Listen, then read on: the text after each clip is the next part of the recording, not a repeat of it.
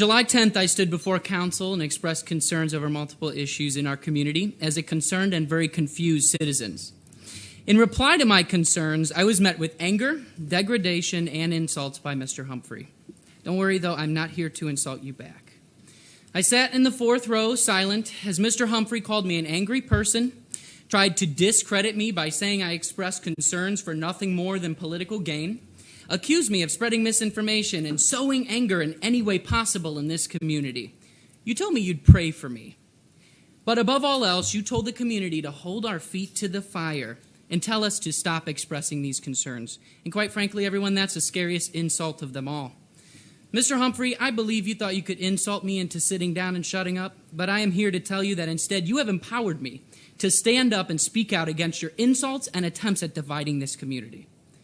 Our community is not a community of anger and divisiveness. Our community is concerned.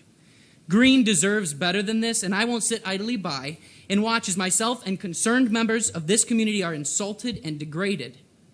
Our elected officials should be the very people that bring us together and try their best to work as a community, not sit up on a public platform and encourage us to divide.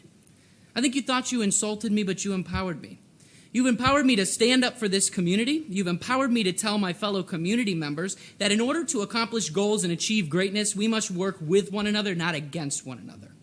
Green is a community of hardworking people that no matter how much we may disagree, we still hold true to everyone's right to speak out.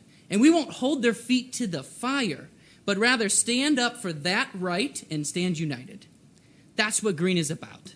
And that's what makes Green a viable, family-oriented, beautiful place to live. And no matter how many insults you throw at me or anyone else, no matter how much you try to discredit me or anyone else, and no matter how many times you attempt to pin the community against one another, we will never divide.